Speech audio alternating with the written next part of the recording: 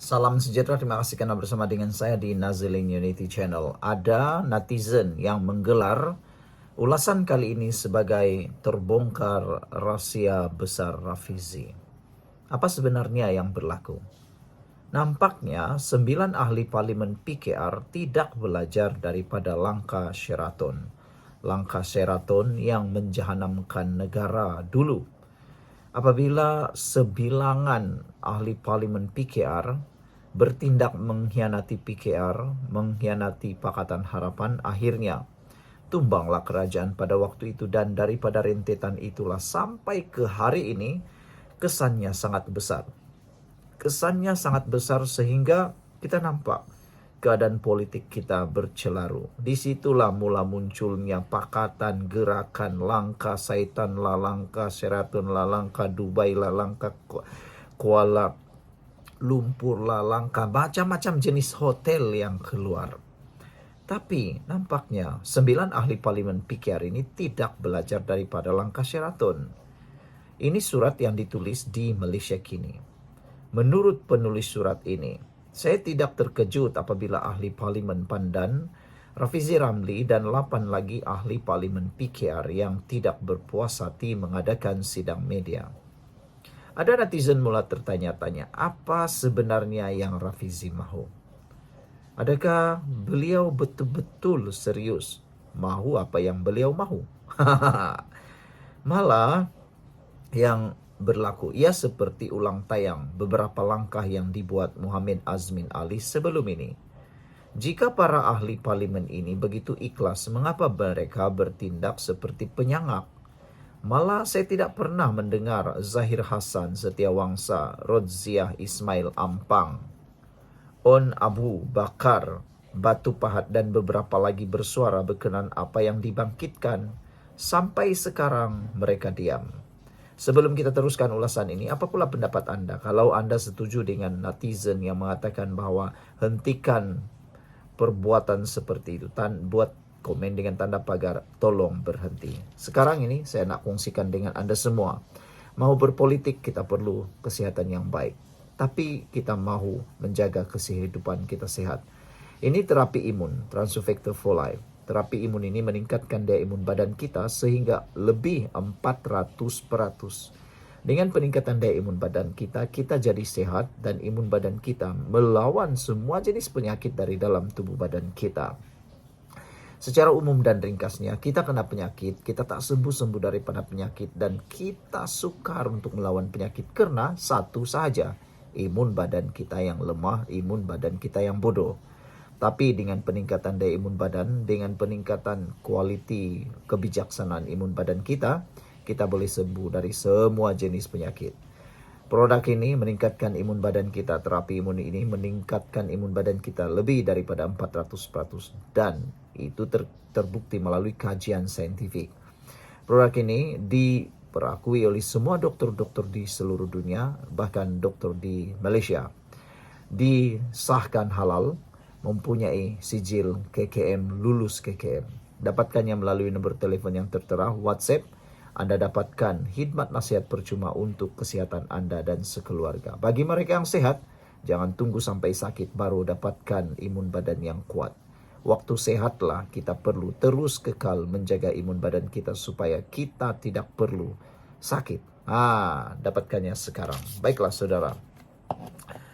Malah apa yang lebih mengejutkan, mungkin Rodziah sebagai ahli parlimen Ampang harus melihat nasib yang menimpa Zuraida Kamarudin yang berubah daripada menteri kepada kekaburan. Kebebasan bersuara dan perbezaan pendapat adalah baik. Perangai khianat tidaklah baik. Perangai khianat bukan. Adakah mereka benar-benar fikir tindakan mereka akan memperbaiki keadaan? Ditulis oleh Mirza Muhammad, adalah pembaca Malaysia Kini. Tulisan ini tidak semestinya mencerminkan pendirian Malaysia Kini dan juga admin Nazilin Unity.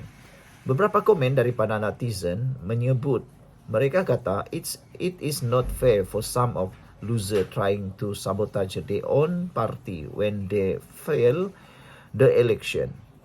They had won before but everything was fine then. Pepel Maus kata Rafizi and the gang dah jadi pembangkang. PN dah mula pasang angan-angan nak jatuhkan PMX melalui tebuk atap 2.0. Tak lama lagi Rafizi akan dipuja-puji oleh PAS PN. Tengoklah nanti, kata Pepel Mouse. Apa pula pendapat anda semua? Yellow Shark 6857 kata, oh my god. Apa pendapat anda? Sila tinggalkan komen anda dengan tanda pagar kami benci pengkhianat. Kita jumpa lagi. Bye-bye. Salam sejahtera, terima kasih kerana bersama dengan saya di Nazilin Unity Channel. Yang paling aku tak boleh terima ialah keinginan untuk membuat usul tidak percaya terhadap Anwar Ibrahim di Parlimen. Ini satu temberang sajalah. Kalau dorang buat pun saya rasa hanya memalukan diri sendiri. Tidak akan ada yang menang dalam usul undi percaya kalau dibuat sekarang. Sebenarnya Anwar Ibrahim sudah melebihi 2/3 di Parlimen. Mahu menjatuhkan Anwar Ibrahim itu, semua rakyat akan marah. Yang Zaid bukan Zahid Hamidi. Bukan timbalan Perdana Menteri kita, bukan Datuk Seri Zahid Hamidi. Tapi Zaid yang seorang ni, bekas Menteri Undang-Undang. Dia mencadangkan supaya usul tak percaya dibuat di Parlimen. Aku nak tanya kepada dia lah. Dia ni macam mana pemikirannya ni? Adakah dia suka berganti-ganti Perdana Menteri lagi? Kalau kita rakyat biasa, rakyat Malaysia, kita betul-betul benci ada lagi perubahan lagi. Bencilah, dah muak dah. Kita memang muak sangat melihat permainan politik jatuh-menjatuh ni. Kalau betul lah kamu rasa Anwar Ibrahim itu tak baik, tunggu PRU akan datang. Itu nasihat titah ke bawah duli yang maha mulia yang di Pertuan Agong. Yang di Pertuan Agong sudah bertitah, kalau nak berpolitik, tunggu pilihan raya. Jangan buat sekarang. Agong tak akan benarkan itu berlaku. Agong kata, titah Baginda, jangan berpolitik lagi. Sudah.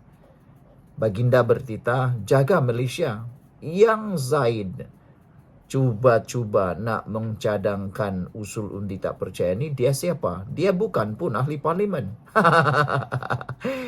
Memalukan saja Perikatan Nasional kalau tiba-tiba ada usul undi tidak percaya. Dan kalaulah Rafizi ni tiba-tiba, tak tahulah apa yang dia fikir, tiba-tiba dia bawa pula usul tidak percaya terhadap Anwar di Parlimen, aku rasa itulah tindakan paling tidak bijak dibuat oleh Rafizi yang mungkin akan menutup terus masa depan politik Rafizi. Ingat, Azmin Ali sudah pernah melakukan kesilapan besar.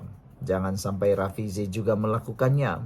Saudara, saya nak perkenalkan kepada anda semua. Ini terapi imun Transovector for Life. Jangan kamu berpolitik kalau tidak sehat.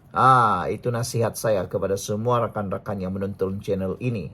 Kalau kamu mau berpolitik, pastikan diri kamu tuh sehat. Supaya senanglah kita nak cerita kan. Ini nak cerita politik tapi tak sehat. Ini terapi imun Transovector for Life. Terapi imun yang meningkatkan daya imun badan kita sehingga 400% lebih daripada 400%. Dengan peningkatan daya imun badan kita, kita menjadi kuat. Badan kita kuat, imun badan kita kuat melawan penyakit daripada dalam. Secara umum dan ringkasnya, kita kena penyakit kerana imun badan kita yang lemah. Secara umumnya, kita tak sembuh-sembuh daripada penyakit kerana imun badan kita yang bodoh. Tapi dengan peningkatan daya imun badan kita sendirilah yang bertindak melawan dan membersihkan semua jenis penyakit yang ada dalam tubuh badan kita. Apabila imun badan kita jadi bijaksana dan kuat. Dapatkan produk ataupun terapi imun ini melalui nombor telefon yang tertera, WhatsApp saja. Kita akan melayan anda, membantu untuk memberikan konsultasi percuma, nasihat kesihatan percuma. Dapatkannya selagi anda mempunyai peluang. Ingat, kalau sudah anda melihat ini sebanyak 3 kali, maknanya Tuhan sedang menunjukkan jalan untuk anda. Jangan lepaskan peluang untuk sehat. Baiklah saudara, bekas Menteri Undang-Undang Zaid Ibrahim menganggap cadangan menubuhkan Suruhanjaya Siasatan Diraja RCI bagi meneliti isu pelantikan hakim ketika ini bukan pilihan terbaik. Hal itu kerana katanya tiada langkah yang benar-benar berkesan diambil di sebalik dapatan daripada beberapa RCI sebelum ini. Menyatakan pandangannya melalui platform X, Zaid berkata berterima kasih kepada bekas timbalan Presiden PKR Rafizi Ramli yang hari ini membangkitkan isu pelantikan hakim-hakim kanan serta mencadangkan penubuhan RCI. Pendirian Rafizi itu turut disokong 8 ahli parlimen PKR yang lain. Walaupun RCI sepatutnya menjadi instrumen mencari kebenaran dan reformasi institusi, di sini mereka sering berfungsi sebagai teta politik adang asap katanya untuk tidak bertindak pemesongan atau pelegahan. Ambil RCI di Batu Putih sebagai contoh, diumumkan secara megah kemudian dibiarkan mereput. Dapatan daripada penemuan itu tidak diterbitkan, tiada susulan, tiada accountability katanya. Begitu juga RCI wang kelian hingga pelantikan kehakiman menjadi catatan kaki yang dilupakan dakwa Zaid. Laporan RCI mengenai isu Batu Putih, Batuan Tengah dan Tubir Selatan dibentangkan di Dewan Rakyat pada Disember lalu antara lain menyatakan bahawa Malaysia mempunyai peluang untuk membatalkan keputusan Mahkamah Keadilan Antarabangsa ICJ yang menyerahkan kedaulatannya kepada Singapura. Sementara itu, RCI mengenai kubur besar wang kelian ditubuhkan pada 2019 dan dapatan mereka didedahkan pada 2022. Zaid hari ini mendakwa ada corak yang jelas Perdana Menteri akan mengawal syarat untuk melantik pesuruhjaya RCI dengan biasanya melibatkan calon yang selamat dari segi politik dan kemudian memilih cadangan yang ada untuk diabaikan. Justru kata Zaid, RCI di Malaysia bukanlah untuk mendapatkan keadilan dan ia tidak berkesan. Saya lebih suka undi tidak percaya atau usul untuk mengecam Perdana Menteri sebagai mekanisme demokrasi yang lebih baik, katanya. Jadi, kalau Anwar Ibrahim diundi tidak percaya, agak-agak ada berlaku sesuatu tak? Itu yang nak ditanya kepada Zaid. Tujuannya satu saja, undi tidak percaya ini bukan menyelesaikan masalah, tapi nak merampas kuasa. Itu saja. Tujuan undi tidak percaya bukan untuk selesaikan masalah, tapi mahu rampas kuasa. Walaupun akan gagal nanti, ia dapat memaksa perdebatan awam di parlimen, kata Zaid. Menunjukkan Perdana Menteri beliau tidak boleh disentuh dan menghantar mesej kepada rakyat bahawa ada seseorang masih sanggup melawan. Kata Zaid, ia boleh membendung percaturan dunia yang tidak berkesudahan dan diplomasi sia-sia. Tak ada apa-apa yang dapat membuatkan seorang Perdana Menteri benar-benar mengambil serius tentang hal ehwal dalam negara, kata beliau lagi. Beberapa komen daripada netizen dalam isu ini, kata Purple Mouse, apa masalahnya bila tak sambung kontrak hakim negara? Ini biasa, bukan luar biasa. Dulu bila Richard Malanjun bersara 20 hari, baru Mahathir lantik Tun Maimun sebagai ketua hakim negara. Ada sesiapa bising, terutama Rafiq Rashid pejuang, ataupun UMNO waktu itu pembangkang dah buat kecoh. Ini semua dipolitikkan baik pembangkang Zaid Ibrahim dan geng-geng Rafizi, kata Purple Mouse. Itulah kan. Apa yang nak diusulkan, usul tak percaya terhadap Perdana Menteri. Itulah, kita tak tahulah siapa yang Zaid mahu sebenarnya. Sekian dulu untuk kali ini. Jangan lupa tinggalkan komen anda. Kita jumpa lagi. Bye-bye.